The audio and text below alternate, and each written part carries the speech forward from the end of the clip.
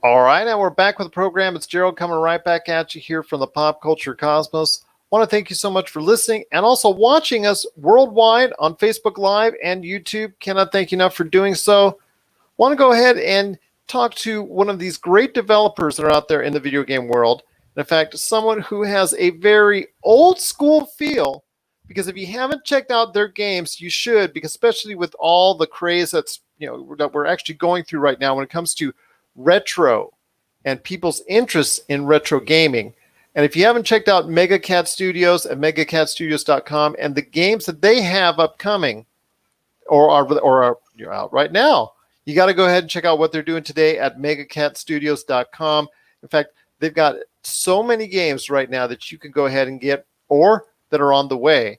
First off, they've got great games like Coffee Crisis, which I've played on the Nintendo Switch and is also available on the Xbox, PlayStation 4, Steam, and just so many different outlets right there for you, including even consoles, old school retro consoles right there for you. I played it and had a great time doing it. Phantom Gear is also available on old school retro gaming and right there for you. It's all right there on the screen. And of course, they've got a new one coming up very soon called Bite the Bullet. Cannot wait to go ahead and see and check that one out. That's Bite the Bullet, and that's coming to Steam, Switch, PlayStation 4, and Xbox. Plus, they've also got as well coming out on the Retro Genesis cartridges. In fact, it's available already that you can get on the old school Genesis. That's right, 16-bit and all that. They've got Yazzie, Gloof, and Arcageous. I'm going to say this right. Arcageous Revolution. I hope I said that right. You got it. All right, Arcageous Revolution. So you got to check out their great lineup of games at MegaCat Studios. And here with me today to talk about it and why he loves old school gaming and why MegaCat loves old school gaming is James Deegan. And James, thank you for taking some time to speak to me today. Thanks for having us. Wow, you've got quite the lineup coming out and quite the lineup that's just been recently released that people have got to check out, especially if they're into old school gaming. I mean, that seems to be where you guys are really just paying a great attention to, not necessarily because of cost, not necessarily because of any other factors like that, but just seems like there's a heavy influence of retro gaming. And that's where I see with you guys that I think the direction that you guys are taking. Yeah, I mean, for most of our team, that was the era of gaming that we grew up with that inspired us to eventually kind of end up in this game development world. So it's definitely something we do first and foremost because we love it. We try to really emphasize the fun for fun's sake piece of any game we work on, and I think that's pretty obvious whenever you're making your games for cartridge-based consoles. Absolutely. In fact, you've got what?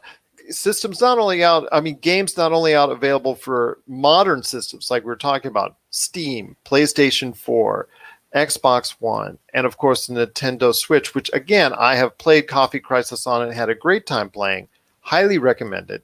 You not only make games for 16-bit, like we're talking about just now, for the games that you got that are now available for the Sega Genesis and the Mega Drive, but also even old school 8-bit. I'm showing right now on the screen 8-bit games that you have available, like Creepy Brawlers for the 8-bit Nintendo systems.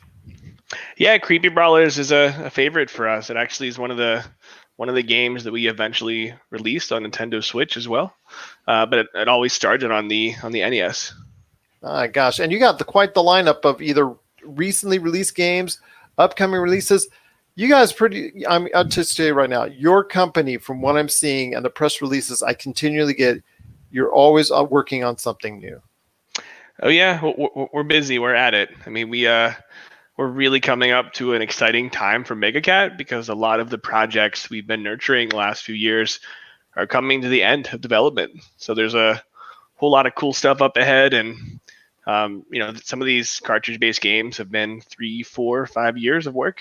Oh my so it's definitely it feels so nice and satisfying to watch them leave the building and go into other people's consoles and see people enjoying them. And that's, I'm sure, the ultimate satisfaction because you guys get so much great feedback, I'm sure, from consumers out there, gamers, whether they're young or they're old. How fascinating for you is it to get all that type of feedback that's so positive in regards to your games from gamers that you didn't even know would even try these games? Yeah, it's the best. There's a group chat we have on our Slack channel where all Yeah. the team members are in, where we share all those types of messages from Discord and lots of messages through our customer contact form or through our kind of automated thank you for purchasing. I think it really comes down to the retro gaming is a very personal and very nostalgic for a lot of people, and that tends to resonate with them more, and they feel so, I want to say, even closer to the projects when they're able to send a note to the developer and thank them for working on something that brought their day up a notch. Well, I'll tell you what, I'm checking out right now, and so is everybody else on Facebook Live and YouTube, the display and the little video snippets of log jammers, of all the great different games that you have right now. It's really so cool how you're embracing this retro feel with all these side scrollers and all these different games, the puzzle games, which we haven't even started on that. I mean, you've got so many, a wide range of variety as far as what's coming out and what is out already. I mean, we're talking about the stuff that you just recently put out for the Genesis, and it includes what, Gloof, the puzzle platformer. Tell me a little bit about that and why you think that's going to really stick with people. Well, it's the world's first Tesla frog, which had to be done, and we were happy to help bring it out to the masses. One of our good friends, Dennis Kratchev, worked on the gameplay itself, the art. He's incredible, super talented guy. It's something we consider hyper casual, which is hyper casual with a cat. So it's a game that anyone can pick up, intuitive controls, and sit down and have the challenge and difficulty of natural puzzle progression with the ease of getting started that doesn't require a 30-minute tutorial or really deep mechanics, no finger karate, no multiple button moves, just lots of thoughtful, replayable, interesting design with cool feel and graphic sound chiptune that creates that full immersive classic experience. How influential are games like Tetris when it comes to a game like that? I mean, that obviously set the bar real high for an early standard for 8 and 16-bit gaming. So Tetris is obviously the world's like genre building first retro pillar in that way. There's so many block-based puzzle games that spawn from that, but I think that puzzles in general became kind of transformational in the 8-bit era, where I've always loved like the Adventures of Lolo, games like that, and I think that was the most iconic single time in gaming, was that original 8-bit, kind of pick it up from the arcades, bring it home, and still twist the genres, make new subgenres, find new mechanics and player decisions that stick with you. And I'm a big Game Boy player. I grew up loving my Game Boy and later my Atari Lynx, which is a little bit shameful.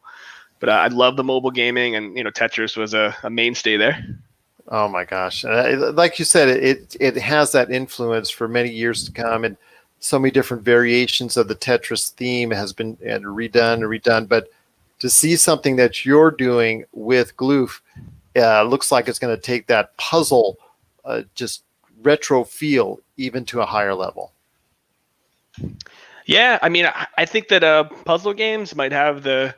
I'm just choosing one as an adult.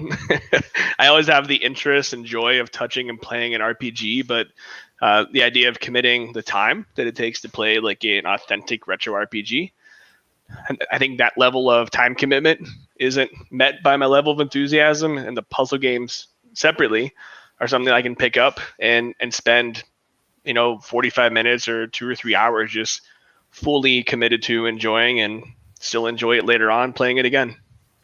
Yazzie reminds me of platformers that even date back even further than that. I mean, I want to even go back as far as the early days with Donkey Kong, and obviously when it came to consoles, Pitfall and those type of platforming sequences.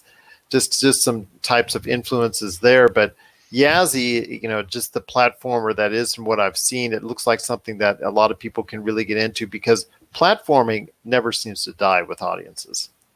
Yeah, there's always a sweet spot in that 16-bit world where people think of their pack-in games they had with their consoles, and in many cases, the Marios and Sonics are the first games people had and their favorite as well. So I think there's something about that exploration of a bigger universe that platforming brings. So Yazi is a puzzle platformer, so it's definitely not an expansive platforming universe in that way, but it's definitely a brain teaser, active solving, replayable arcade game. Mhm. And it just seems like something a lot of people are going to enjoy and really get into very easily. Looks like something that is going to be some, just the fact that it does remind so many people of what they once did with me. I'm in my 50s now. I remember the days when Genesis was hot and you had all those different platformers. Then you had Super Nintendo, you had Nintendo 64 with their platformers, and you make so many different things on so many different systems, including classic consoles. It's always really nice to go ahead and just see your work evolve, whether it's a game that you're putting on a classic console or just a brand new one as well. Yeah, I think that any game can be fun in any console as long as the game has that core fundamental fun factor built in. It doesn't matter the limitations, whether it's one of those Playdate handhelds or it's a great OLED screen Gamecom. I think you can make a great game on any platform, and there's a really cool time right now where with the right game anyone could be a gamer. It doesn't matter if you're a grandma playing Candy Crush or you're an 8-month-old slapping the screen. It's like there's there's something for everyone of every age and every genre, and so many of us that grew up playing and loving the 8 and 16-bit era have a lot of cool choices these days. Well, I'll tell you what, you got so many different games out. One that I wasn't as familiar with, which is also part of the recent distribution that you have as far as games coming to these older consoles, is Arcageous Revolution. That one I hadn't gotten too much info on. So can you give me up to speed on that one? Because I was able to check out the other games, including Bite the Bullet, which we'll talk about next. But Arcageous Revolution is the one I wanted to learn a little bit more about, especially because I didn't even know how to pronounce it correctly. Yeah, so I've been calling it Arcageous Revolution, but okay. I've had many of our team members really lean into the Arcageous, so that we're not sure the verdict's back on that one. Maybe because I identified it because for me, Arcageous. That's probably why. Well, I do like that. I like where it's going in your mind. So the coolest thing about that game from the top down is if you're familiar with the kind of Mode 7 Super Nintendo cool factor, this has the Genesis blast processing equivalent. There's some speed running specific features for replayability that get a lot of folks excited, since so much of the active Twitch and streaming community for retro really heavily emphasizes speed running.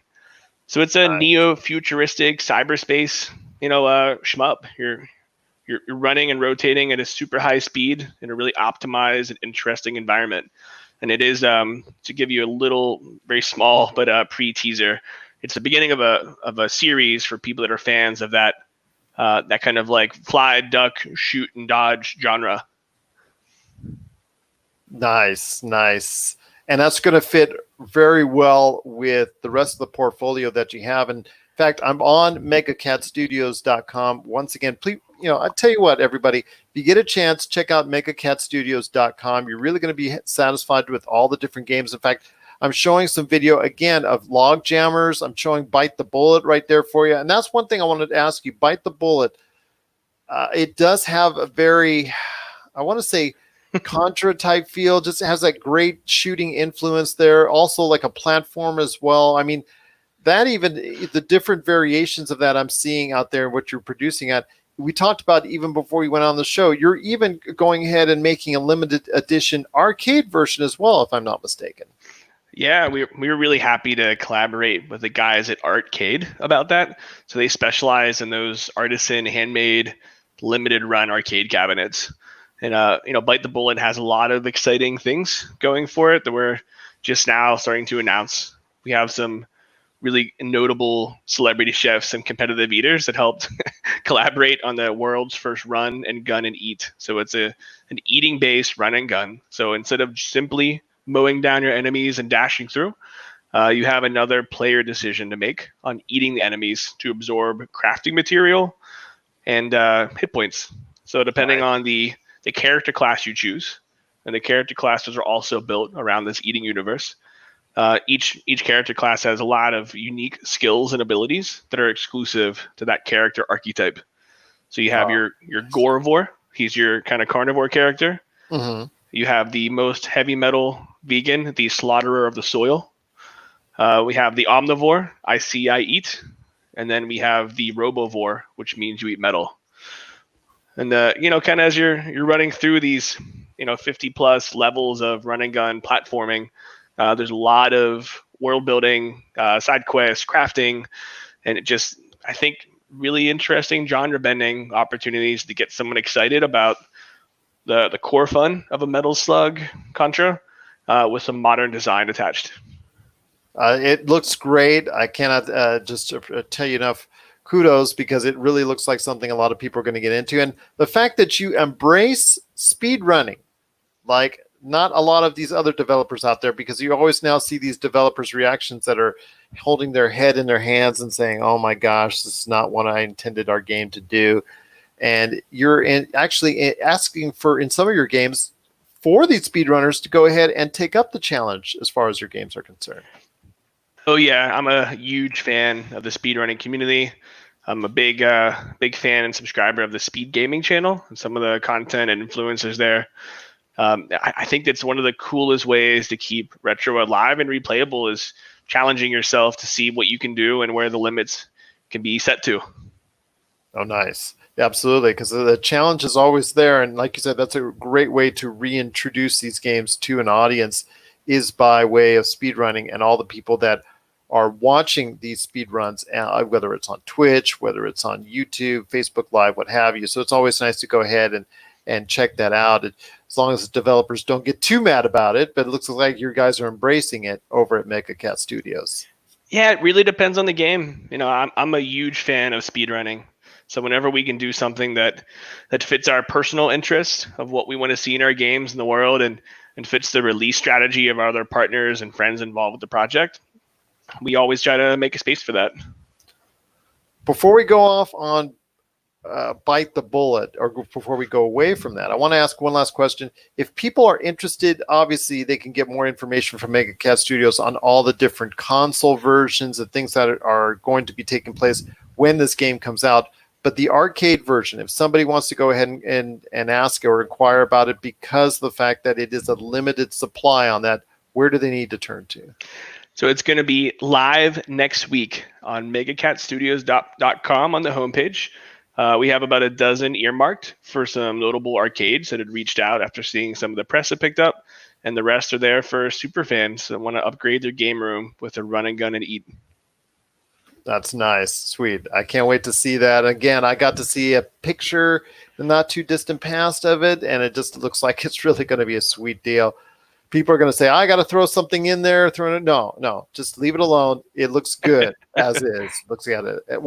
I'll tell you what, before we go on, I want to go ahead and make sure you go and say that if there's any other games you want to go ahead and plug, whether it's Coffee Crisis, again, which I have played and I've enjoyed, Phantom Gear, or some of the licensed games that you've done with partners like Monopoly, Power Rangers, and Scrabble. Go ahead and just, the floor is yours. Just tell people why people need to check out all the great stuff that you have at Mega Cat Studios.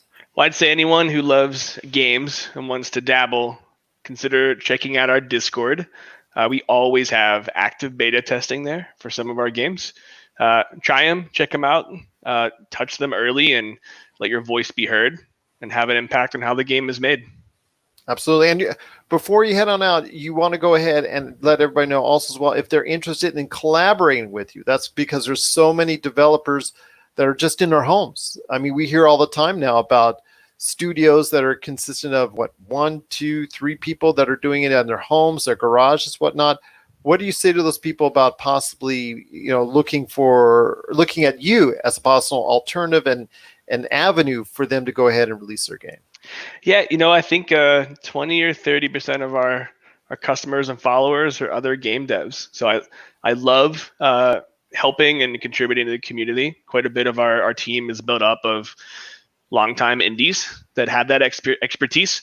And we're always looking for other talented people that love and share the same interest in retro to come and chat. Let's maybe there's a way for you to join the team and maybe there's a way for us to help guide you on how to limit the number of times you trip with releasing and finishing your own games. Well, it's awesome to hear. Just hopefully that will give a chance out there to a lot of great developers in the future going forward that Mega Cat Studios will want to go ahead and be a part of their visions, so to speak, as the games, because gaming right now, especially retro gaming and gaming as a whole here in 2020, yes, I understand it's under the not of the best conditions right now with the pandemic, but more people are playing games in their homes more than ever. And they're obviously enjoying great things like the games and titles that Mega Cat Studios has to offer. I'll tell you what, James, it's just been great talking today on this. I cannot thank you enough for taking some time to speak to me. Once again, I'm speaking to James Deacon from Mega Cat Studios. You got to check out all the great games, including the games that just came out, like Gloof, Arcage's Revolution, and also as well Yazzie for the Sega Genesis and the, yeah, that's right, I said Sega Genesis out there, the Sega Genesis and the Mega Drive. Plus, they've got Bite the Bullet on the way as well. And for more information on that, you just head out to what I've been showing everybody on the screen right here on Facebook Live and YouTube, megacatstudios.com. Well, James, I cannot thank you enough for taking the time to speak to me, but any last thoughts on the way out? Well, I appreciate you having us on, and I'd love to continue all the fun retro conversation, either in our Discord or in our newsletter. Depends on how engaged you want to be, but we're willing to share our fun with everyone that wants to get involved. Well, it's awesome. Definitely want to be part of that conversation.